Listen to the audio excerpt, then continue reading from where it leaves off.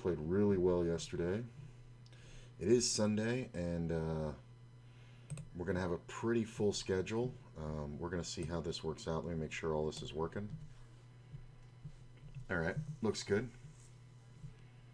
A little bit of a Twitch freeze there. What's going on there, Twitch? All right.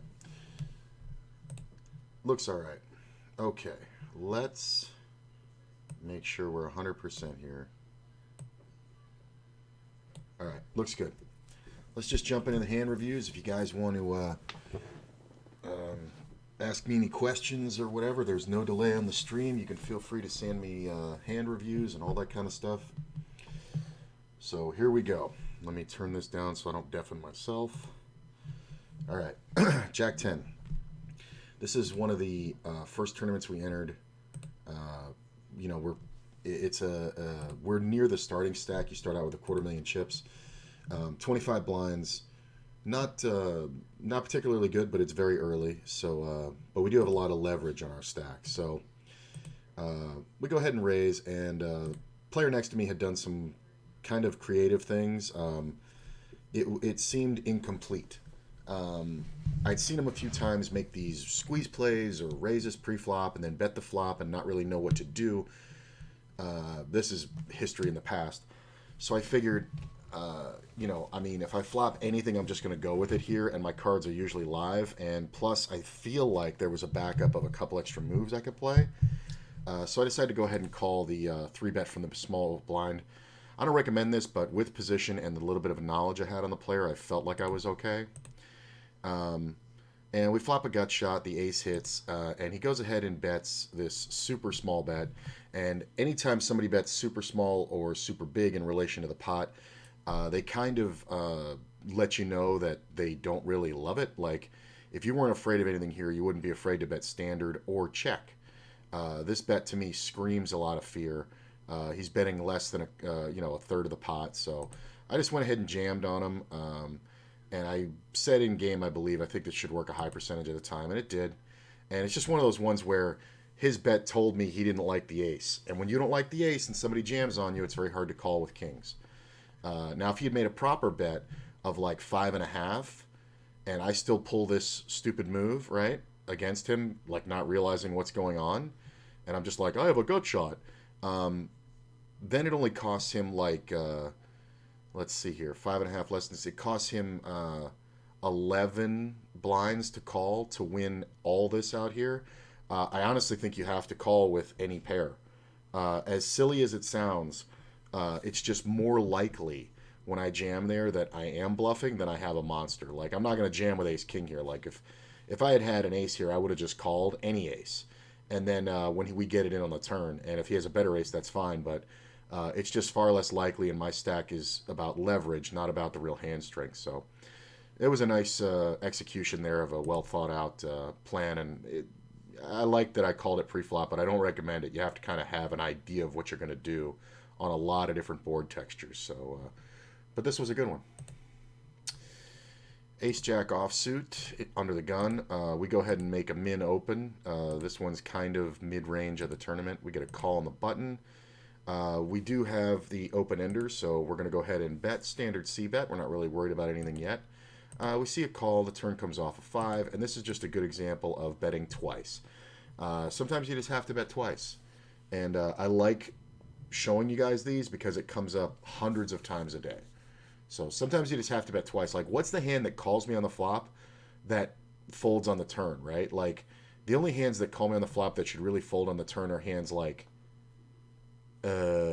pocket eights, maybe, like something weird, you know what I'm saying? Like, but anything that this board improved, like hands that are reasonable to call on the button that this board improved, king queen, king jack, 10 jack, 9 jack, 10 king, queen king obviously, but queen jack, all those little hands, like the turn really isn't consequential. So I feel like, and he snap called it when I bet, by the way.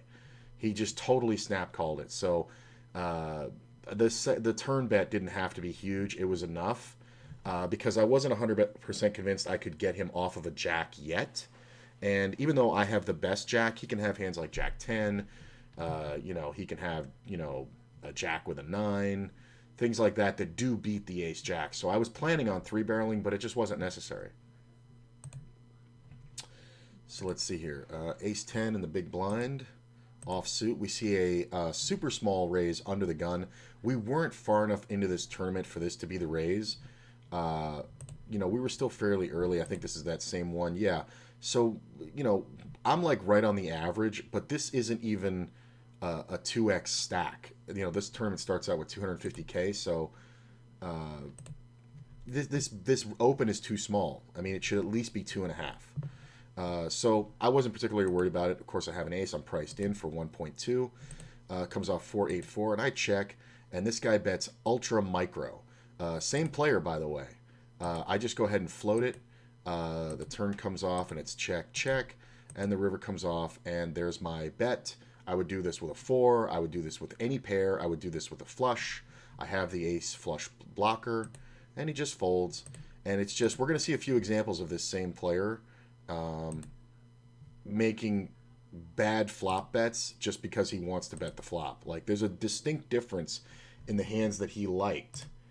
God dang it, the zoom cam went out again. There's a distinct difference in the hands that he liked versus the hands that he didn't like when he bet the flop. So he really just told us everything. I mean, it was really kind of hilarious to me, and I exploited it all the way through that tournament, and even later when we ended up on the same table with him, much deeper into the tournament, I remembered it and I exploited him again. Just a player who really just like didn't have a plan. Like, his thought process went raise, pre-flop, bet flop, now what? Like, that was the whole thing. Like, you have to know what you're going to do after you bet the flop, bet the turn, river, what happens when the action changes, what are you going to do? And you need an answer, a rough idea for what you're going to do. Otherwise, why are you betting? You're accomplishing nothing. So we see an open here in the cutoff. We can, of course, defend with the king jack. I could have 3-bet, but this player tended to be a little bit more aggressive. So I check. He bets, again, super small. Another player betting super small. This is not the way. I check raise super small. I don't go crazy here, right? Because I'm really just taking the lead away by, 2.5xing his bet. And this is just a chance to take the pot down here or set up the turn barrel. Now, of course, he calls. We do fill the gut shot, which is nice, but I really think there's a way. God dang, zoom cam. I really think there's a way to win this pot without hitting the hand on the turn. As it was, this changes the entire complexion of the hand. Let me just run this as administrator. Maybe that'll help. Let's see here. New meeting. Is that working? Yeah. All right. There we go. So we fill the gut shot. Now the idea is to get as much money in as possible. We're not really worried about spades. That's a bad beat. If he has exactly 2 spades, it's fine. He can have them all. I mean, the ace, queen of spades is unaccounted for, things like that. But I think he would have re-raised that pre-flop or on the flop. So, and he wouldn't have bet so small. So I think if you have a flush, you either bet to win this pot on the flop or you just check it. You know what I'm saying? To hit your draw. You're not going to bet super small because what does that accomplish? You know what I'm saying? Like, you're trapping with nothing yet. You don't have a hand yet. You have ace high if you have the suited ace here. So I wasn't worried about the flush. I go ahead and bet for a third of the pot. We see a jam, and we just snap called it. Now he's going to roll over the ace 10 with just the spade. So he did this to himself, right? Like, he totally did this to himself. Now, the truth of the matter is, if the 10 hadn't hit the turn, right, and no other spade hits the turn, which is the most likely scenario, because remember, even 2 spades are gone here. If the 10 doesn't hit the turn, I'm not going to bet this. I'm going to bet like 10 or 11 blinds. And with a, club out here that doesn't improve his hand, like a 7 of clubs, he's not doing anything with the ace 10. He's just going to fold. So I just take the pot down. So my plan had options. I either hit something that improves, meaning a pair or the gut shot, and then, I go for value, or I have a way to win the pot without improving. And he didn't have a way to win the pot because of his small bet and just call on the flop. And then it's just like when you jam, it's like you never have the flush, bro. Never. Like, I'm calling him here, honestly, I'm calling him here with a jack. Like, it's crazy, but if a jack hits the turn, it's going to be kind of scary because king 10 is possible. I'm absolutely calling him with a king, but I think a jack falls in line with somebody who just has equity but no hand, and that's what he had this whole time, was equity but no real hand. At least not one worthy of getting the money in. Ace deuce on the button, suited. This is a fun one. We see a limp and a limp. I decided to go ahead and make an open. I'm not really crushing this tournament, but we're definitely doing good. But there is a player here with the chip lead. I mean, like, this is that same tournament, so the numbers are kind of crazy, right? So we have just like a starting stack, like, it's 3 and 600 blinds, so it's not great for us. We're kind of raising on position. But we have this big stack in the big blind. But this kind of gives my bet a little bit more strength, because if anybody's going to call this bet just based on their stack, it's this guy. Like, he's got all the chips, man. So he does call, and we see 2 more calls. Not the greatest situation, but the power of position. And here's the thing. These players don't want to lose another 18K. That's the thing you got to remember. They don't want to take that loss, right? So remember that. And 2, might be the chip leader, but this is like I talk about, with old Orvis. Oh, Orvis don't mind losing. He just don't want to give it away. Okay, fine. You're rich. In this scenario, you're the rich guy, but you don't want to give it away. Even Andy Beal was very competitive going up against the corporation. He wasn't a fish. You know what I'm saying? So I don't care how much somebody has. They don't want to lose it, especially playing poker, because you can look so stupid just giving away the chips. Now, some people get chip drunk and play kind of too loosely, but we can leverage our whole stack. Right now, I wasn't at the point where I was going to re-enter this. This was a bigger buy-in tournament, so it's kind of scary to do what I did here, but you'll see. Okay, so there's now 17 and a half blinds in the pot. That's a 50% increase to my stack. God dang. This friggin' Zoom cam. I'm going to have to uninstall and reinstall this. Let's try it again. Here we go. All right. So we flopped the flush draw. Now, a lot of people make the mistake and overplay this, but here's the thing. 17 big blinds in the pot. We have 30, right? I mean, nobody wants to lose 30 here, but I think if we overplay this, it just so looks like a club draw. But I don't want to just check the flop. So it checks to us, of course. We do make a standard C-bet. If I had ace-king, I would do this. Maybe in a multi-way pot, I would go bigger. But there is a chance we're up against, king-queen, hands like that. Although these players limped, so I think usually they just have a pair, like 5s, maybe 9s, 8s, something like that. Like, these players limping, they could also have hands like 10-jack. It's very common, for them to limp and call. Like, I'm not saying it's common, I'm saying bad players do it a lot. This guy can just have anything. He's really our main problem. He's going to have all the top pairs with bad kickers and second pairs, good kicker, like king-jack, king, like king-9, or like queen-jack, queen-10, you know what I'm saying? Hands like that we can't beat yet, but we have a lot of equity against with all our flush cards in the ace. So I do bet the flop, and I get called once, twice, 3 times. Seems like the worst case scenario, right? It's actually not, because none of these players is strong enough. Here's the thing. Yes, could somebody have flopped a set? Sure. But I have lots of outs against that. I have the clubs and stuff. Most likely, these are other players on a draw, which means there's a lot of other club draws out there. There's a lot of 10 jacks out there. There's a lot of like 10, ace out there. You know what I'm saying? From the big stack, you could have 10 ace, things like that. So he's calling very wide. I think these players are usually on the draw. 10 jack is super likely here. So I'm not that worried. So now there's 42 big blinds in the pot. Remember, I started this hand with like 33, right? So this is a huge pot now. But it hasn't cost anybody individually all that much, only about 9 big blinds. So it's kind of a huge upswing, but not a huge downswing. So a player isn't over-invested in the pot, like he hasn't put a lot of his money in, but every dollar he's put in has tripled. So whoever wins this pot wins a big one. You know what I'm saying? So that's a good factor. And I do still have position. I'd take a long time here on the button, and I decide to just check. That's what I would do with a lot of kings. There's that zoom cam again. That's what I would do with a lot of kings. I would check king 10 here, I think, a lot. I don't think I would check king jack necessarily, because a lot of players are going to have 10 jack, and having king jack makes it even less likely that they can improve and beat me. So like a player could have, if a lot of players are going to have queen jack as well, and I'm going to have that crushed. If I had two pair, I would probably end the pot here because I wouldn't know where the ace of clubs is. But knowing where the ace of clubs is the big factor here, and I can still hit my hand, right?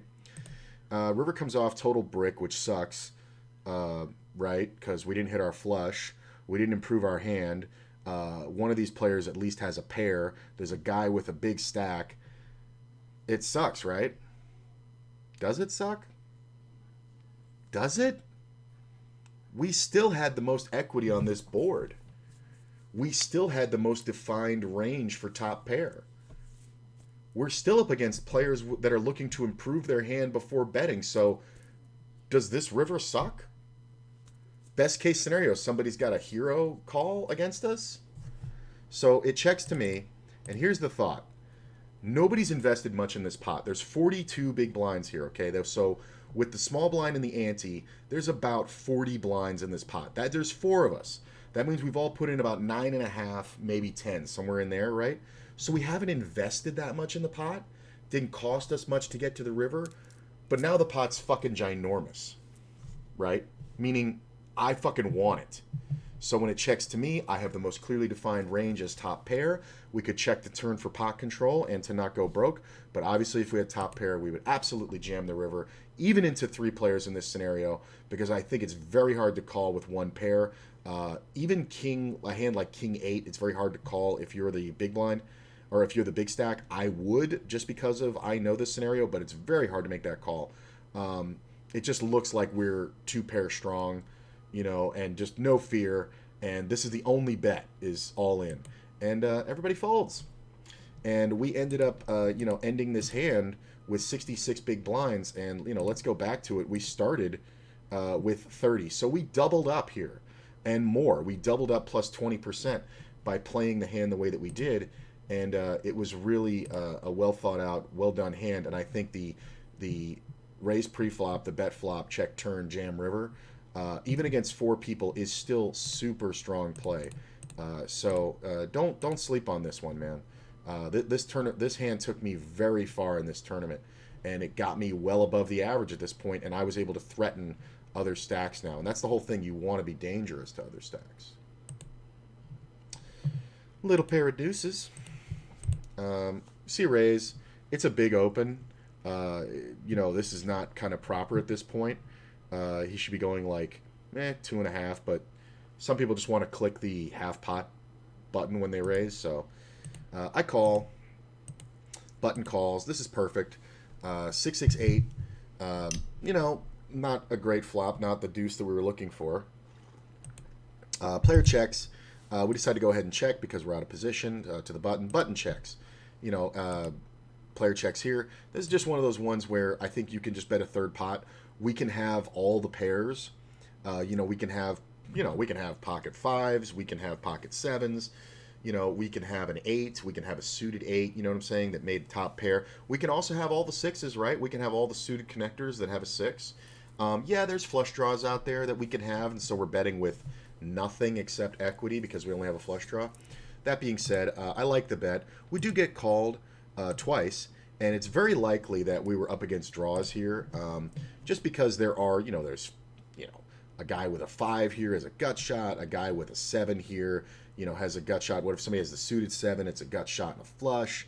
Somebody could have 9-10 of spades. Somebody could have 9-7, and look for the open ender. So there's a lot of draws on this board, and for that reason, when you just get called, it's more like there's no real. The only hands that are really improved by this board are sets. You know what I'm saying? 4s, 8s, 6s. Those are the only real hands that are improved by this board.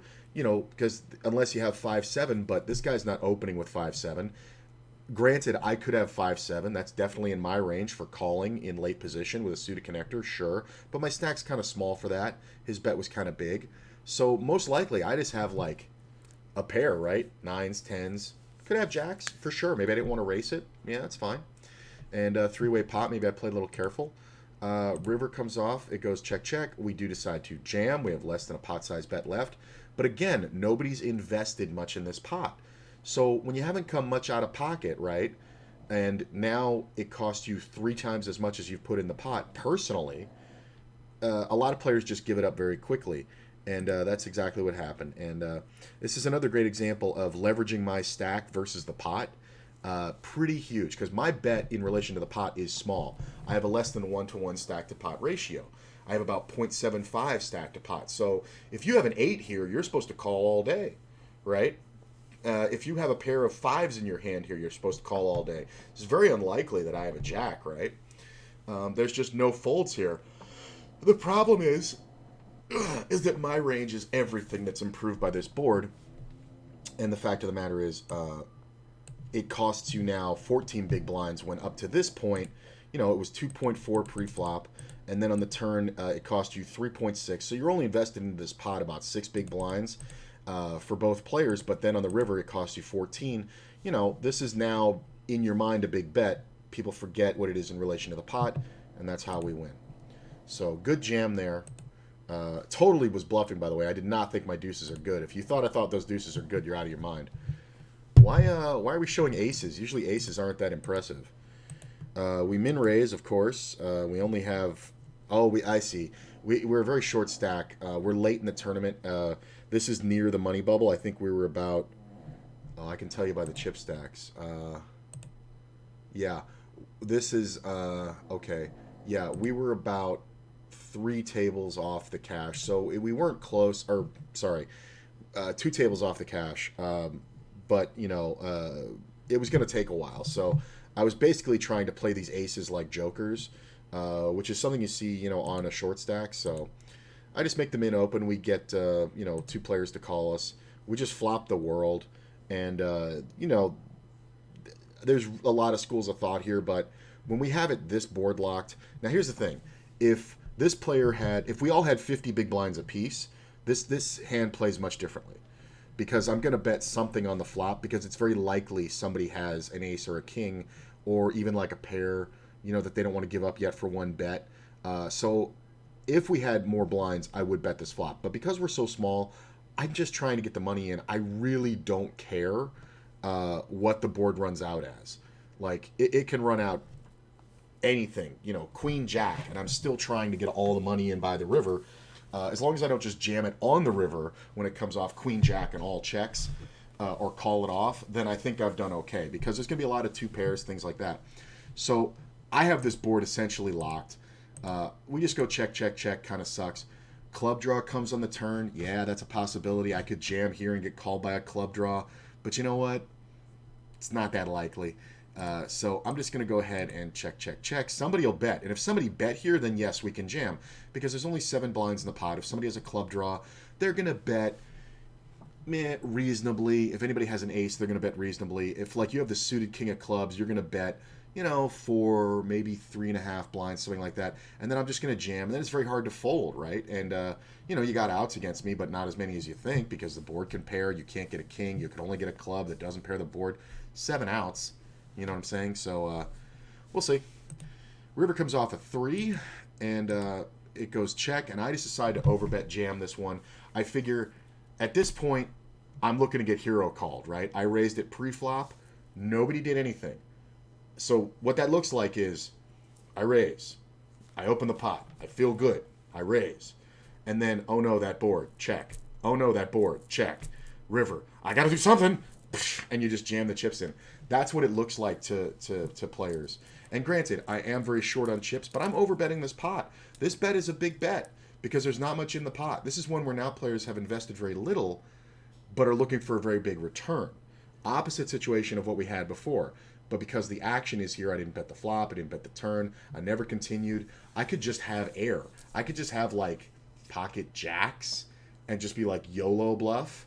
Like, that happens a lot. Now, honestly, I would bet the jacks on this flop, believe it or not. Because no re-raise, I should have all the aces, right? We do get called. He actually jams to protect, which is silly. And the player calls us with, a set of 3s. And, of course, he's never folding the 3s there.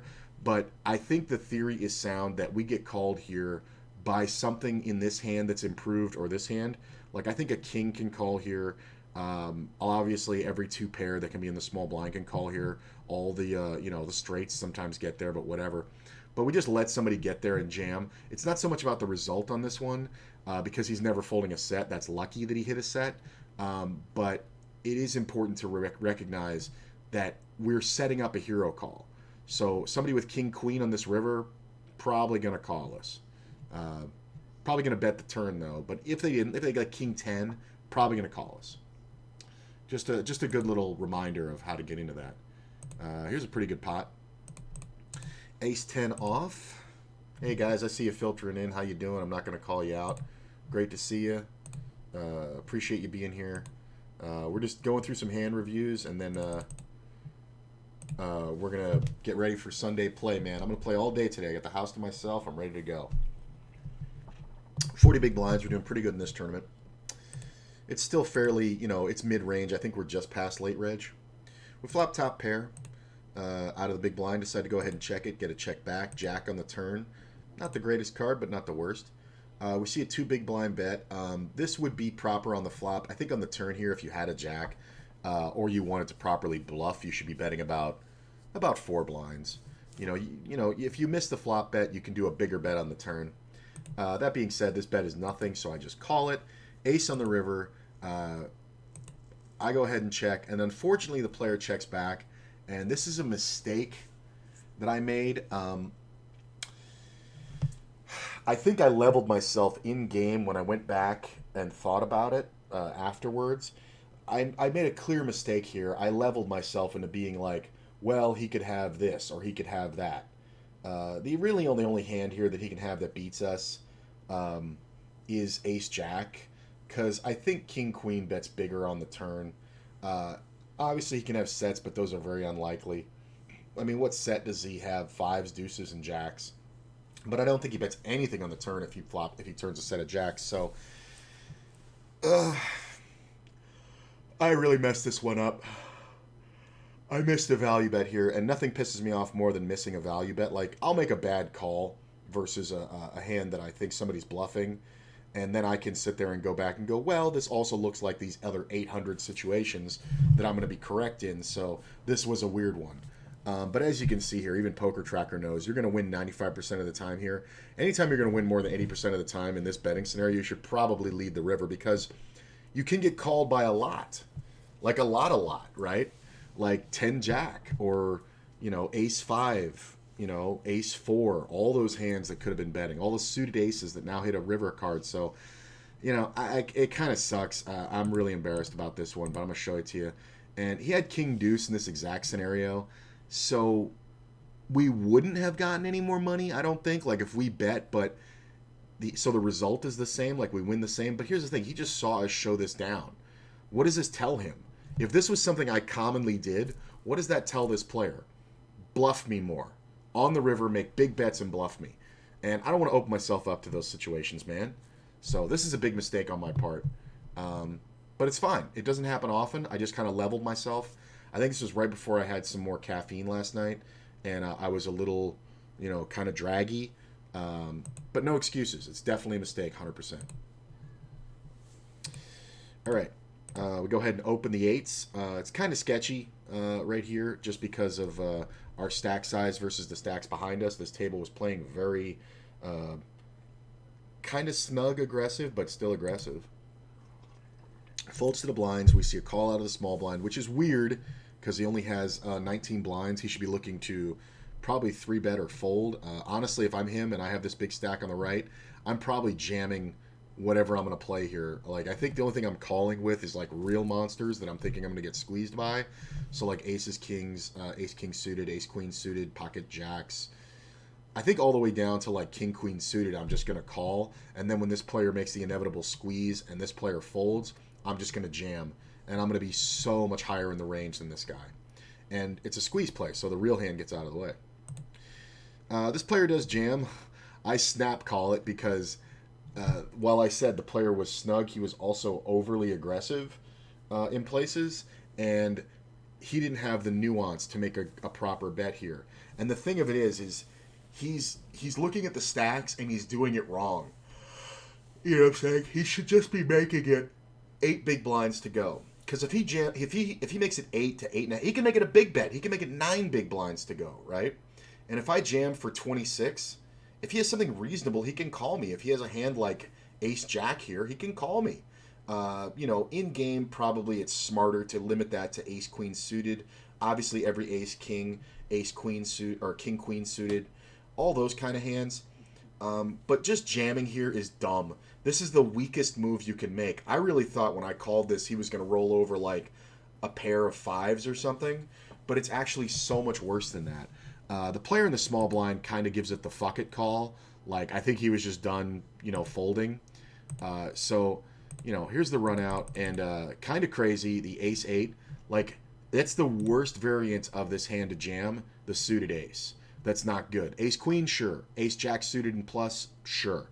You could go ahead and do it because you're like, you know what, this hand's strong enough against the deck.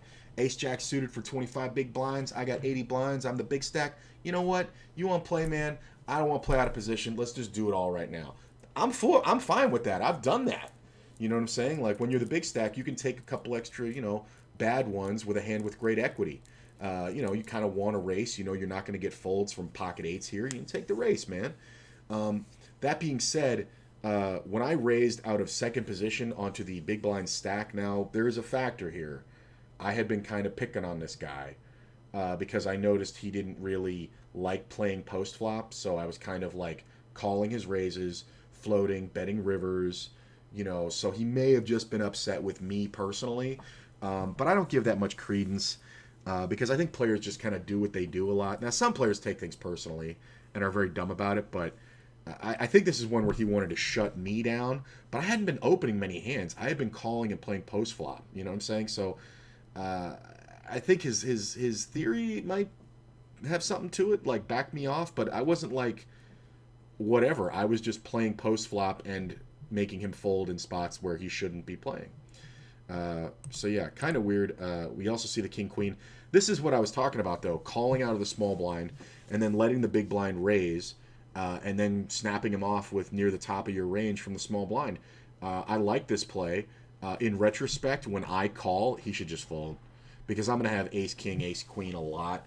And that's not the scenario you want to be in. You want to be heads up versus this guy. And this ended up being a really good pot and got me well above the average. Now I am the big stack. I am the captain now. I went, before this hand, I had, what did I have? 20-something blinds, right? 25 blinds, and I ended it with 75 or 72.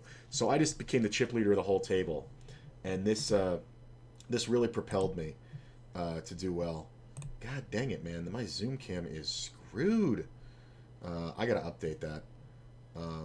Sorry, guys. I know it's really annoying. It's annoying the hell out of me. Just gotta keep restarting it. You know what? Let's try to. I'm gonna close that and see if that helps. All right, let's go to the next one. King Queen and the Smizzle Bizzle. I just decided to go ahead and limp this one. This player had been very aggressive from the blinds, just meaning that he didn't just take a flop ever. And I kind of wanted to see what he did. Like, I had raised a few times, and he had re-raised, and I just kind of wanted to see what he would do if I limped. And I'm at kind of the top of my range for the small blind. And in game, I said, I'm never folding to this guy. I'm going to limp raise this one because that's what you do with king, queen suited here. You limp it, raise it, and the end of that is you limp, raise, you limp, he raises, you 3-bet, and then when the guy jams, you have a decision. You're supposed to fold most of the time in that scenario because your hand's not strong enough to fade a 4-bet jam. But versus this player, I said it before I did it. I said I'm going to limp, he's going to raise, and I'm going to re-raise, he's going to jam, and I'm going to call. I was setting this up because I know his range is wide enough to do this with any 2 Broadway cards, and King Queen just fares so great against his perceived range. And even if he has, and he's going to do it with all aces too, so hands like ace 10 offsuit, ace 5 suited, things like that. And my hand just fares way too well versus his perceived range. So I'd already made the decision in game, and you can see I limp, he raised, I re-raised to 10 big blinds. He goes ahead and jams for 32. I snapped it off immediately. And, this is pretty much my tournament right here. And Yeah, I'm pretty good at defining ranges. In this exact scenario, I had him absolutely dominated. But I'm gonna put it together with the clip, and you'll see. I was like, oh yeah, this is what's gonna happen. Limp, raise, re-raise, all in, call. Like I knew it was gonna happen before it even went off, and this one propelled me to cash this tournament. Did pretty well. Ace Kang. Let's see. So we make a min open standard. Min 3 bet. Doesn't make much sense. It's just over a min 3 bet. If you're going to 3 bet here, you need to make it 6 or 7 blinds, right? Honestly, versus one player, you're only betting your range. So you can actually make it smaller. You can make it 5.5 or 6 because if you have aces or kings here, you're going to do that, or queens. But I think he was afraid I would just rejam over it. As it was, I did that anyway. I did this to look weak because I know he never has aces or kings here. This bet is so small, he's just trying to take the lead away.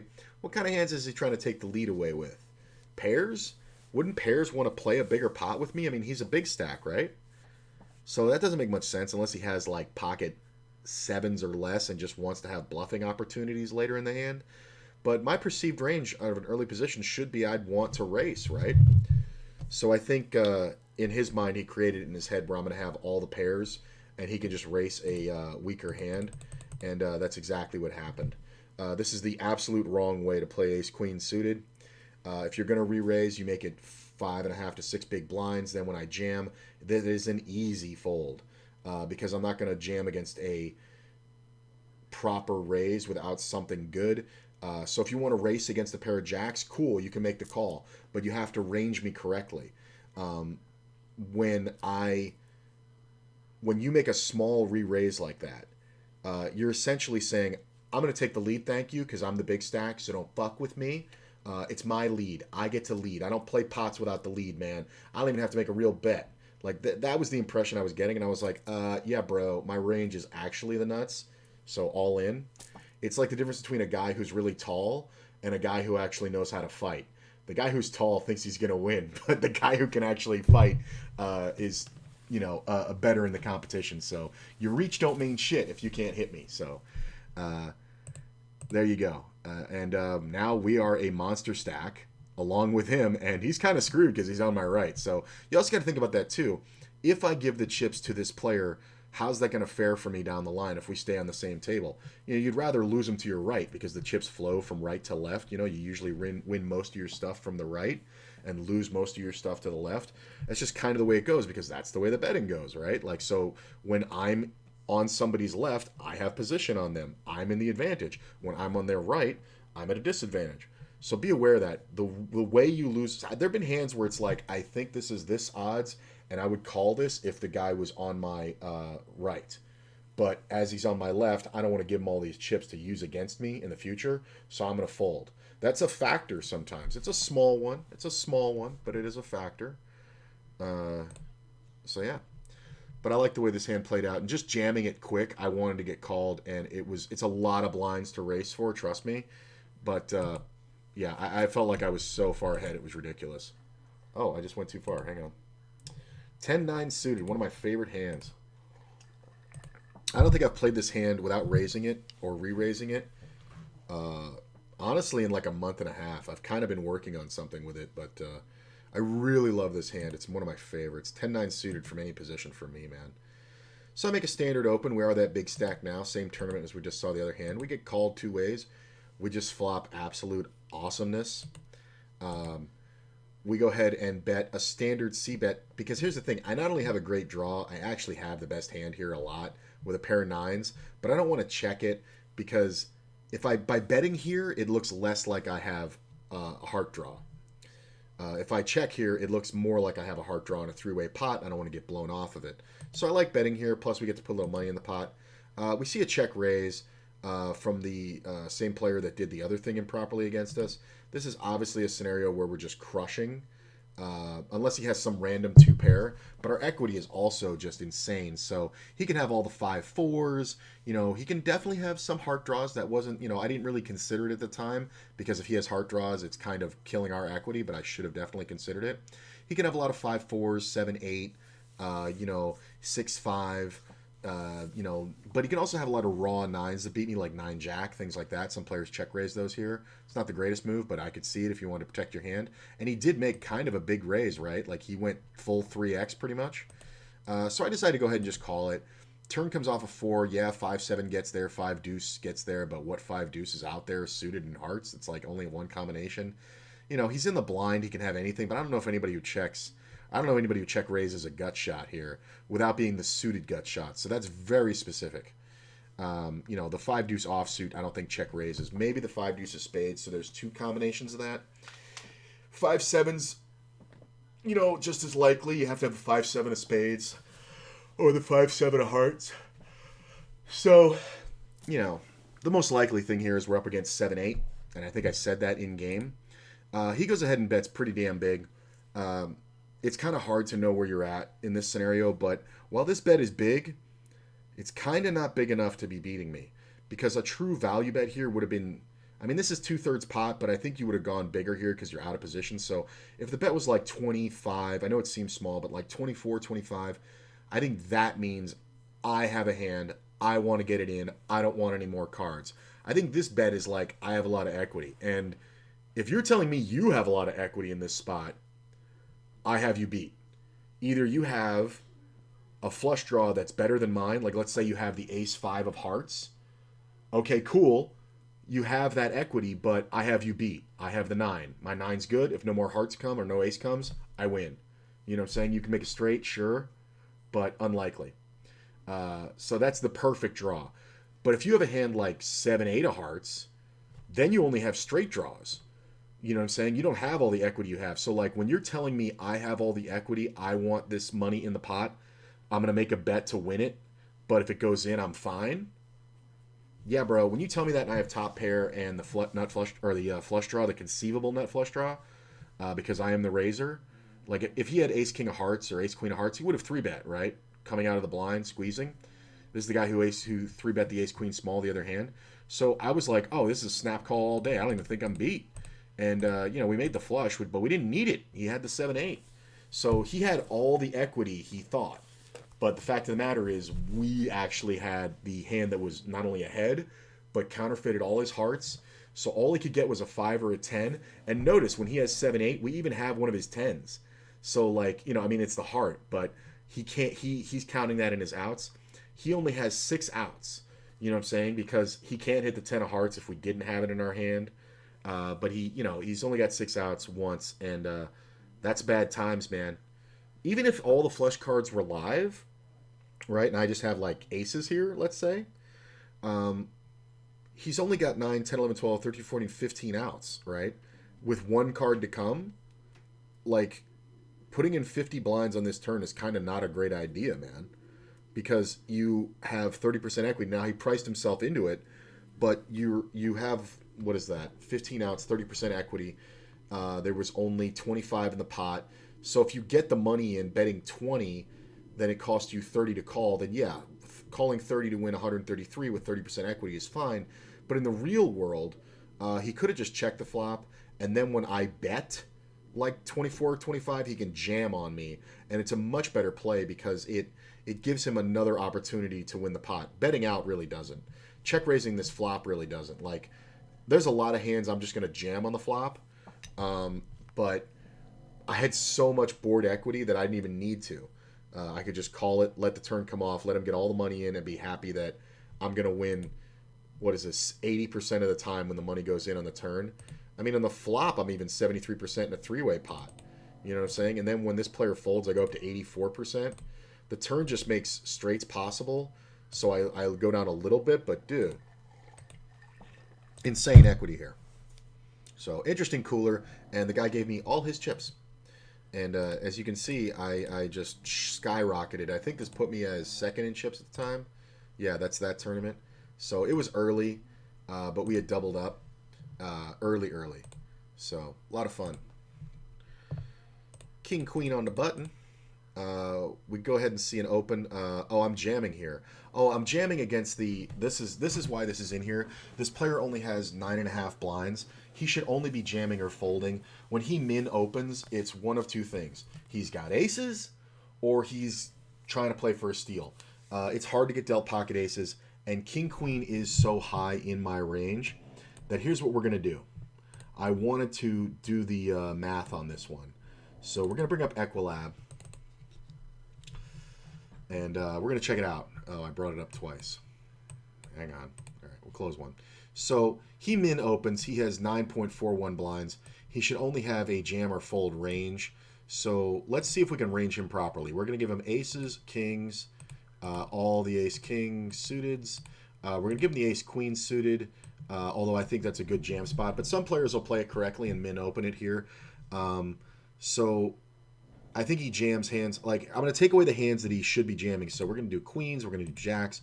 He's going to play joker, them like jokers here because he wants to get all his money in. Then again, I do think it's proper to raise. But here's the thing. He's in the cutoff.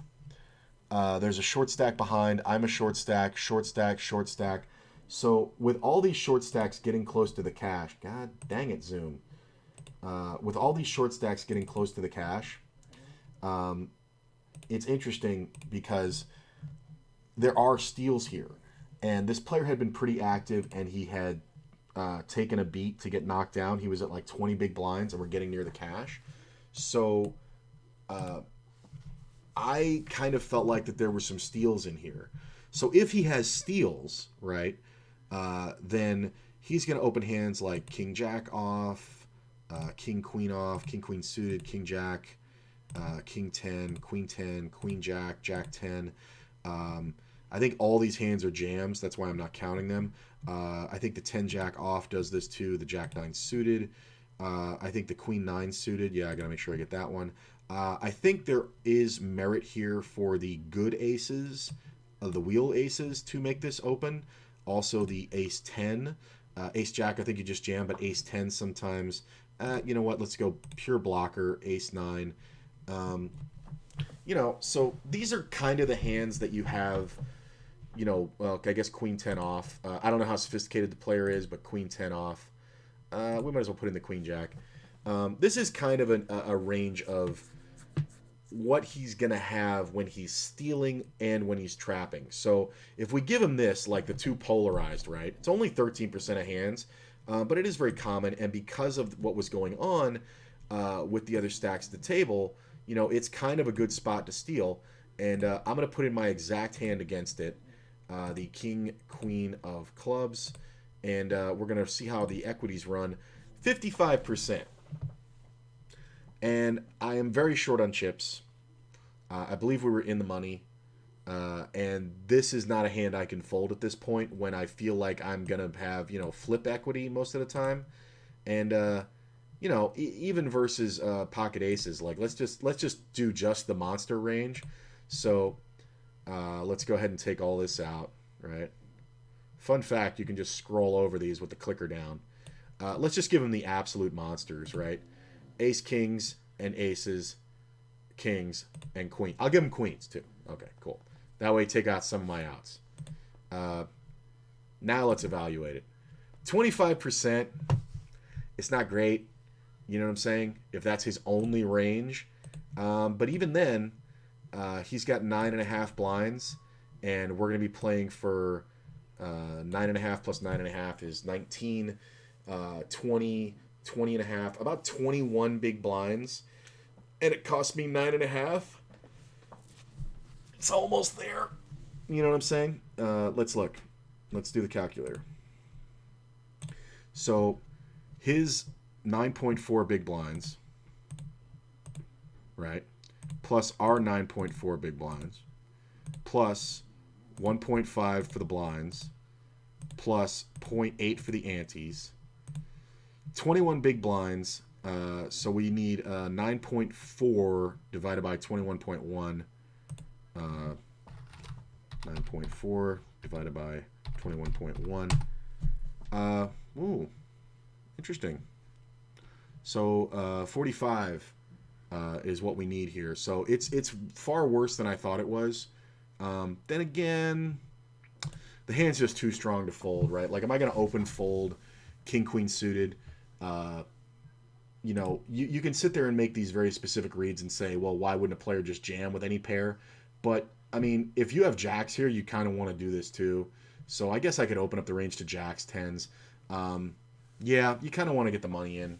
So I went ahead and jammed, and of course, he did end up rolling over the old ace ace. I don't think this is that bad. I think it's only kind of bad because I had 16 blinds, but I was still screwed, man. Like all the chips were in the top, or weren't in the top half. They were kind of evenly spread. So at 16 big blinds when we were in the cash, I think I was like 32nd or so with 45 players left while we were in the cash, and it's like it's a cash, cool, but I want to make more. I want to make moves, so I don't think I can fold king queen. It's just we're just too short overall now. I might not be remembering it. This was a very similar situation to another tournament I was playing yesterday where we weren't in the cash. You know what? It's coming back to me now. I think that's this one. We weren't in the cash. This was near the bubble.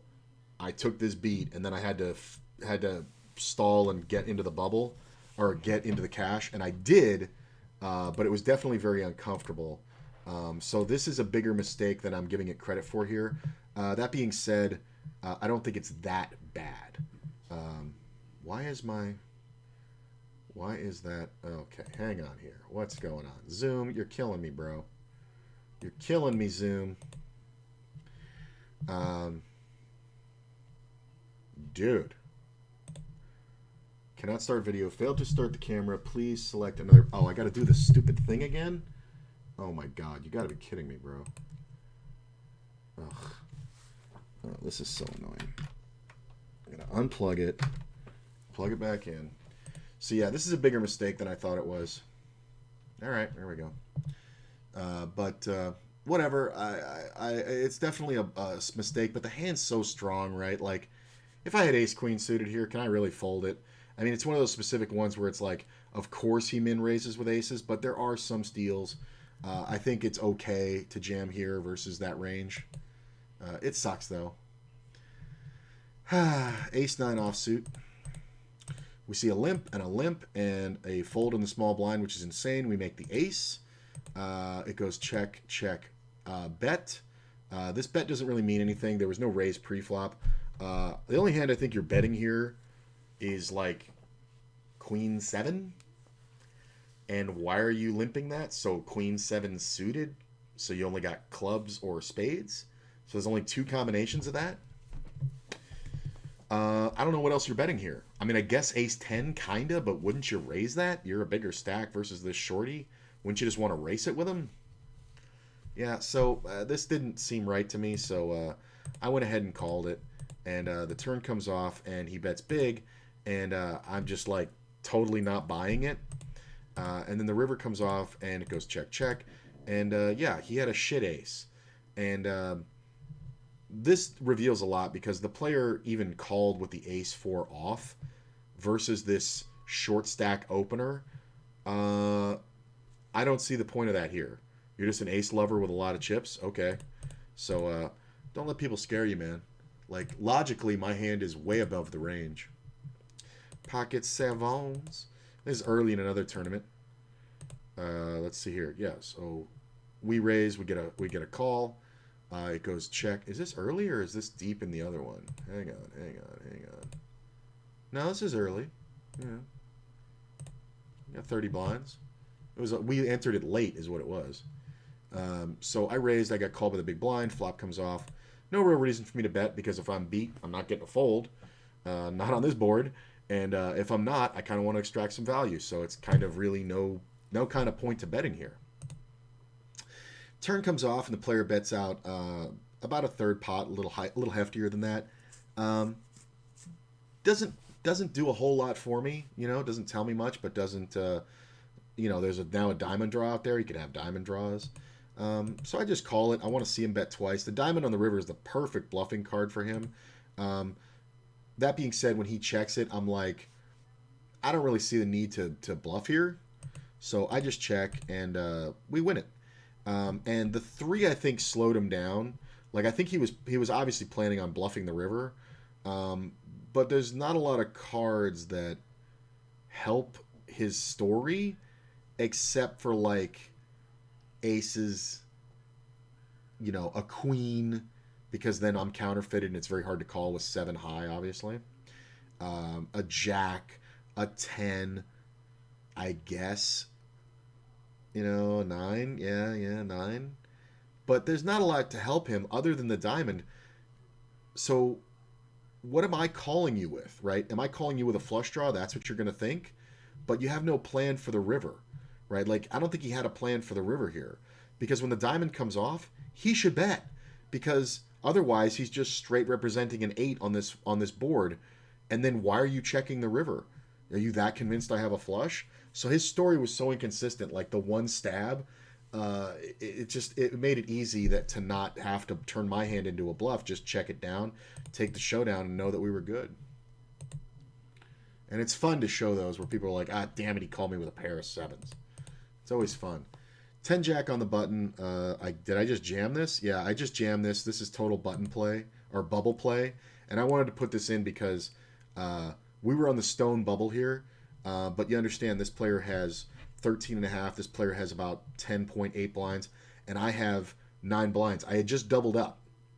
And we're still in the bubble. And I decided to leverage my stack to try and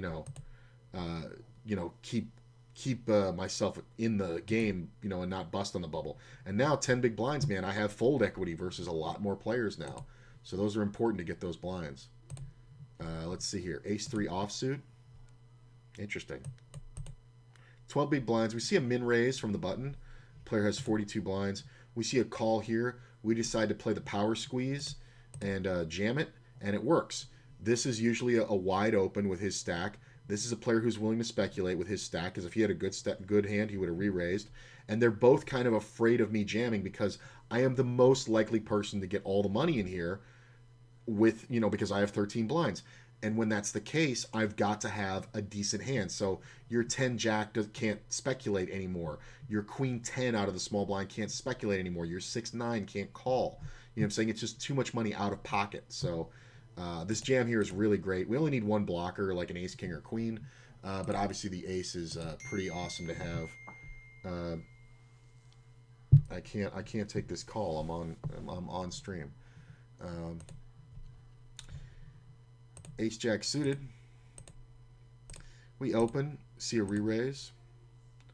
We jam. Interesting. What point are we in this tournament? 60K. I guess this player had been 3-betting me a lot. Alright, I gotta mute and take this call. I'm sorry.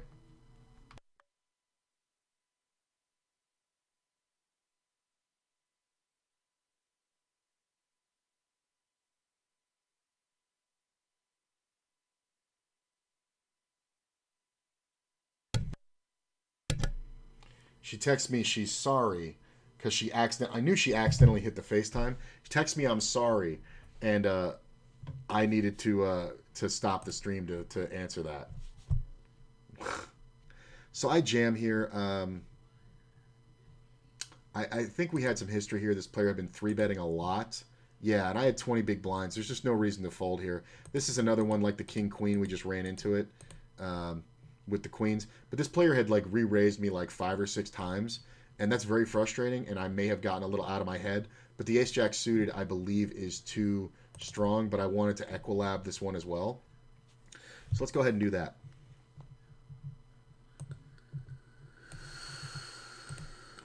My exact hand, ace jack.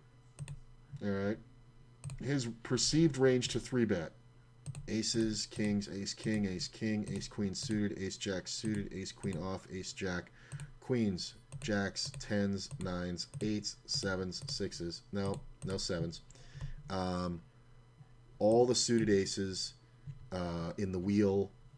King, queen suited, king, jack suited, yeah. King, queen off, yes. No queen, jack suited, not this player. King, jack off, yeah. So this is basically what I was fighting with, I think.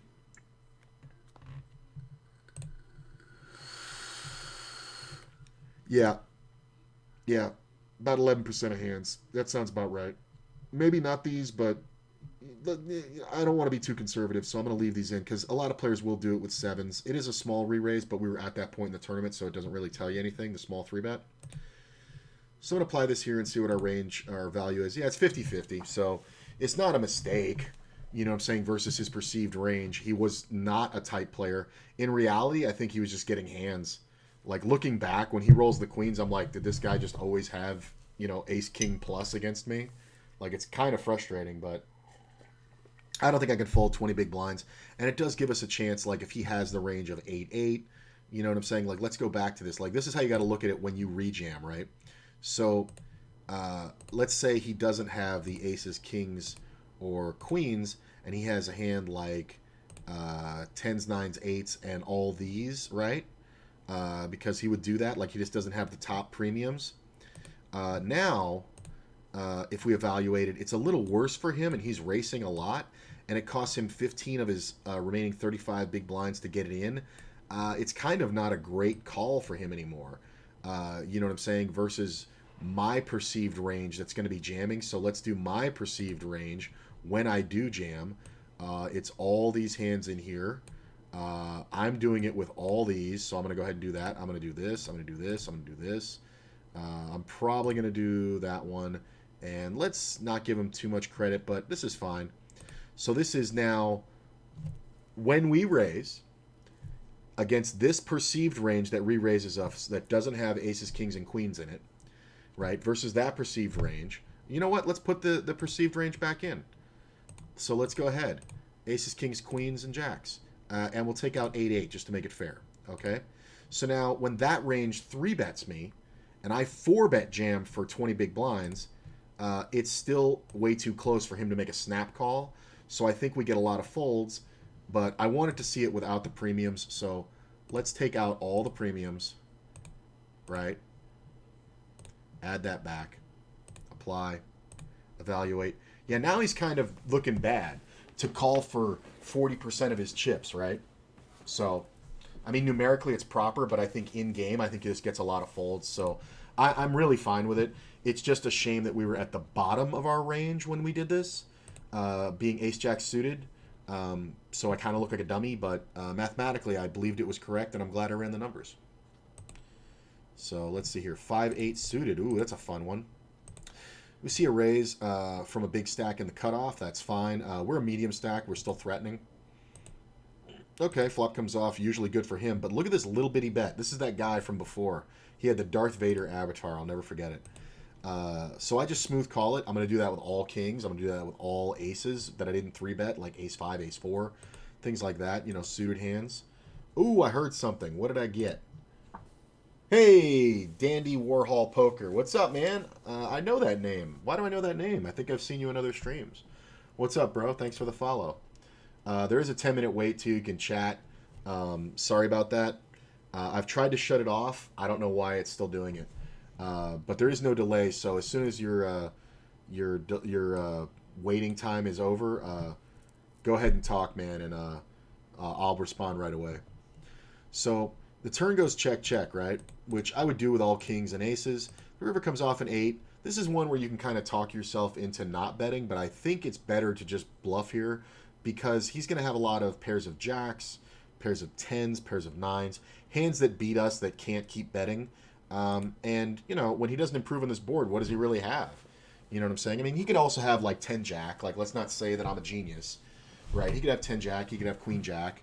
But I think it's important to bet here. And we just bet like we had a king, or an ace. Something very reasonable for value, 2/3 pot. But good one not to miss that spot there. Pocket queens. We make it 2 big blinds under the gun. Folds around to the small blind he calls. Big blind calls. That's fine. We flop the world. Again, top set with a premium. This is a very similar situation. We want to get all the money in. These players have us monstrously covered. So there's an argument here for betting super small, like a quarter pot, but I really don't like doing that on the flop in these scenarios because I just have so much of the board. So I just go ahead and check it, make a full house. Doesn't get any better than that, right? Goes check, check. Here I decide to check it again because I feel like there's even less for them to have, like a deuce, sure, but wouldn't a deuce bet at this point? Like, I don't know. Ace on the river. Okay, now every possible draw got there. An ace gets there. Cool. This player bets out 4.5, and there is nothing else to do. And you can watch the. I'll put the replay up here with this. In game, I was like all in immediately. I immediately jammed it, and he bet immediately, and then we jammed immediately. He was like, as soon as the ace of hearts hit, he was like bang, and then as soon as this guy folded, it was like boom, and I just immediately made the bet. And it was one of those Matt Affleck spots where he says, you bet quickly and incorrectly, like either too big or too small, and the player will either raise you or call you in a snap. So when they make the big bet, they call you in a snap. When they, when you have them beat and you make the super small bet, like the quarter pot flick, like if it just goes check, check here, and I just go quarter pot flick, snap, like snap bet it, you end up getting check raised a ton on this river. Like, believe it or not, like just by a rag ace because they think they have the chop and they're going to try to play you off of it. So I jammed it all in. I was really expecting to see an ace here, I remember, because the player did take so long. But, I guess it makes sense when he rolls over the king deuce, right? Yeah, it was king deuce. So he rolls over the king deuce. I mean, he has trips, but there's a flush possible. I did check it the whole way, so I could just have a monster like I have, like queens or aces, But I like the way this was played. I think it's very well played. Let's see here. I'm gonna go ahead and go a little quicker. Let's see here. Yeah, so we win that one. Oh, are there no more hands? Oh, there's got to be more hands. Yeah. Pocket jacks. Small blind. We see an open in the cutoff. I decided to go ahead and 3-bet. It's scary, but I think I have to 3-bet this big stack opening. We get jammed on by the big blind. Really not a lot to think about here. This player had been super strong, so when we see a raise and we 3-bet and he jams, I honestly think this is a race a lot of the times, where he has ace, king, ace, queen, and it's just too many chips for me to risk. We were doing really well in this tournament, so this is one of those Phil Hellmuth spots, right? Like, I had 5 times the starting stack, and we were kind of far from the cash. So this is one of those Phil Hellmuth spots where people will be like, why the hell does he fold there? That's insane. It's really not, because I'm not trying to gamble for this much of my stack, right? I mean, if I had, this guy made it 5,500. We make it 17. This guy goes 70. And if you look at it in blinds, it's kind of a ton, right? Like if I had like 20 big blinds, I think I would have just jammed it to look weak. But sometimes I'd raise it here, and then I'm never folding. But when I still have 40 blinds left, man, like, is it worth 22 big blinds versus this perceived range? I don't think it is. This range is way too strong. Sometimes we're gonna get lucky and we're going to see 10s or 9s here jamming on us, but I don't think so, man. Like, because you can call here and be very confident the big stack's not going to do anything crazy. So I think this is a really good fold. Jacks are that borderline hand. I mean, queens I'm not folding, obviously. 10s is a snap fold. So jacks is the borderline there. King, queen suited under the gun. We're not chipped up, but we have too few chips to fold, we have, what is it? What was I going to say? Too many chips to fold and too few chips, God damn it, too few chips to fold. So if I had like 35 blinds here, I would fold because there's too much reverse implied odds. If I had 15 blinds here, 18 blinds here, I would fold because with fewer blinds, you have to just jam it. So I'd want to have like 12 to 15 blinds under the gun with king, queen. And if I had 35, I can't really play it because of the reverse implied odds. You got to think about, when my whole stack goes in, what am I most likely up against? Well, with 12 to 15 big blinds, when our whole stack goes in pre-flop, we're up against pairs, and that's fine because we're racing and we're in a good range. You know what I'm saying? We're up against a lot of pairs, sometimes ace, king, ace, queen, but we block both of those. So we're up against, pocket nines when we jam and somebody calls us, hands that we can race against, and that's cool. If we have 35 blinds and we raise out of first and get re-raised and get all the money in, is king, queen ever looking great? Like, is somebody racing king, queen for 35 blinds, or for, 35 blinds? No. With 25 blinds, we can raise, because the hand is a good enough hand to improve and do one pair winners, and because it's suited, get flushes and straights and things like that. And we don't want to pass this up. So we have the perfect amount of chips to play this hand. Like if I had more than 35 blinds, I would never play this hand in first. If I had, 15 or less, I would just jam it. You know what I'm saying? Or if I had 10 or less, I would just jam it. But if I have like 15 to 18, I can't play it.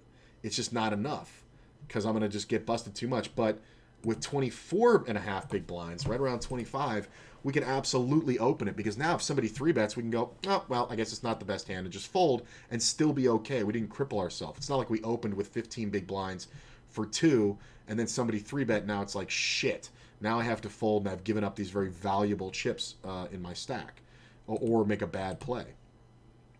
So we min raise, we see a call, and this guy jams for crumbs on top. He does reopen the betting, and this is where it gets interesting. I decided to actually go ahead and jam now because now I want to play against this player with 4.5 blinds, right? I don't want to play for the whole stack versus this guy, and if I just call, now this guy may understand my range and my chips, so he can jam a pair of 9s here, and now he can play against this guy for 3-1 and definitely force me out of the pot. But when I rejam, that's ace king, that's ace queen suited, that's pocket queens, that's pocket jacks all day, it's pocket kings. Sometimes it's aces or kings, yeah, sometimes it's aces or kings, but most likely queens, jacks, tens, and ace jack here that has got me in bad shape, or even ace queen offsuit that's got me in bad shape, doesn't want to take that smoke. So I think the jam here is super proper. It folds. It's not a great run out, but we win versus the 6s. And we could have definitely been up against ace jack, and if we had just called and he had called it, what happens when we check the flop and he bets? Well, we fold it and we end up folding the winner by the river. So we want to race for 3-1 on our chips and make a nice little chunk here. So I think that's an interesting one for the betting tempo and the stacks versus each other was interesting. Oh, God, I'm skipping through too many hands. No. Oh, God dang it. I did it again. I went all the way back to the front. Queen, 5-8, ace jack. God dang it. What happened here? Where's the ace king we just, or the king queen we just did? I got to make this smaller so I can see it. It's off the edge of my screen. Queen, ace jack. King queen. Didn't we just do king queen? No. Where's the king queen of hearts? There it is. All right. This is the next one.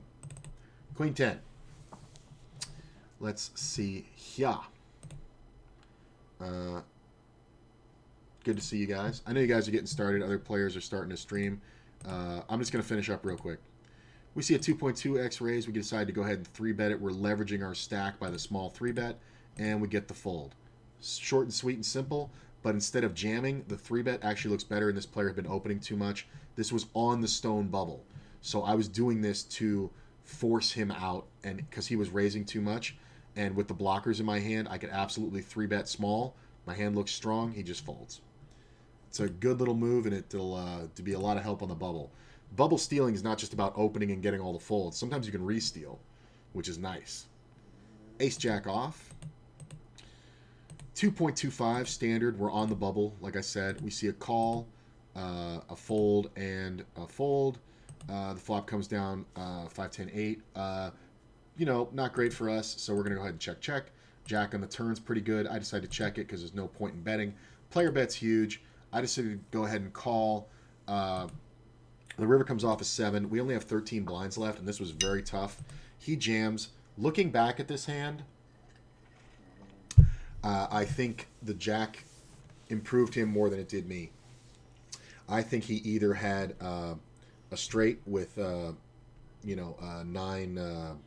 What would be the straight? 9-7, right? And he checked it on the flop, and then the river, it's a 7 or whatever. He could definitely have spades, but I think, honestly, he had a monster here the whole time. I think if he has spades, he has the jack 8 of spades, and he jammed on us, and we were like 3 or 4 off the cash here. And I was just like, you know what? This sucks. But I think most of the time here, I'm just smoked. because he just called us pre-flop, and in that scenario, he can have a pair of tens here, or he could have a set and just decide I'm going to play it like jokers to try to get this guy out, because I was active and I was paying the ass for this guy. I'm sure he can also have pocket nines very easily.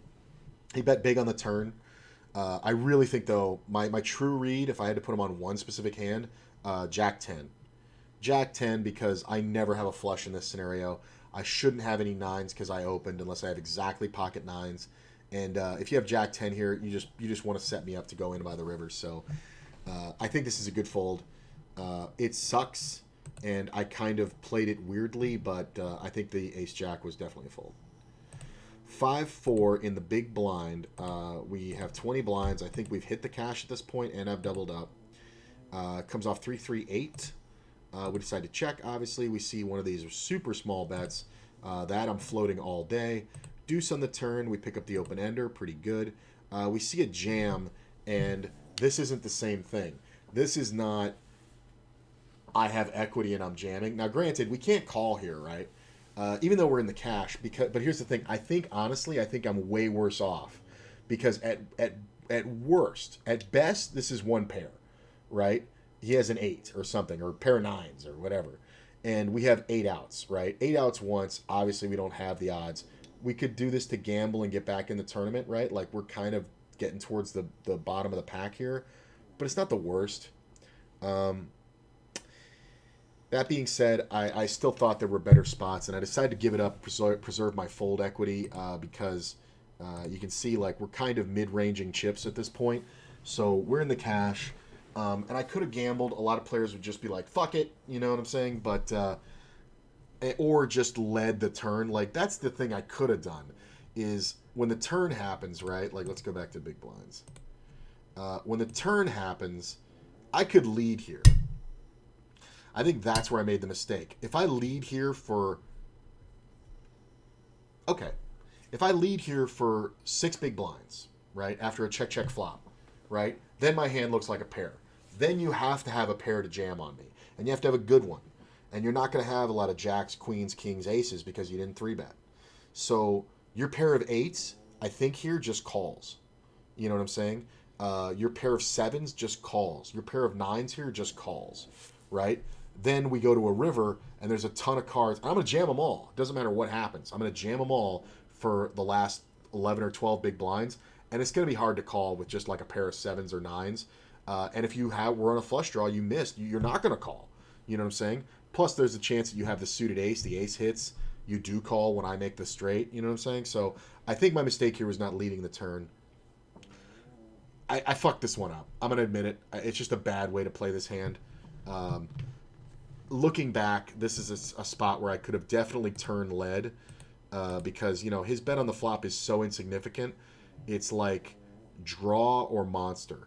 What's the monster here? A set of 8s, a 3. He could have the suited ace 3 of clubs or diamonds, I guess. Kind of unlikely. Deuce on the turn. I think the 3 is the only thing you kill it with. But if we lead here, he's not going to raise with the 3 anyway. And then when we miss the river, we can maybe get away from it if it's super bad for us. But my plan would be to lead the turn for... Because I can have a 3. I'm in the blinds. That's the thing. If I have a 3 here, I'm going to call that flop bet. And I'm going to lead the turn trying to get all the money in after I see that there's no more hearts that came out on the turn. I'm going to lead the turn. Now, if a heart did come, you got to play it more cautiously. But I think it's smart to go ahead and lead the turn there. That's the mistake. That's the mistake. Because I picked up so much equity. I picked up the open ender. And honestly, a pair can be good for me here. Like, he could have just, like, king, queen of hearts, right? So if I lead the turn for, like, 4 big blinds, right? I still have 13 left, right? He calls it now with a heart draw. Because I don't know if he wants to play for the other 13, right? A lot of times that'll stop him in his track. Plus, with the overcards, he's going to be like, well, if I had a king or a queen, then obviously I'm probably good. So then the river comes off, and it's a 5. Then I just rip it.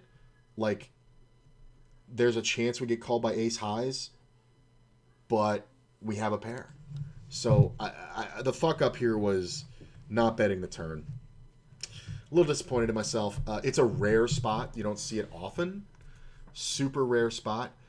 So I'm not going to kill myself over it, but I'm just going to recognize it and, next time try to, do better, I think is the idea there. And that's what we're trying to do with these hand reviews, man.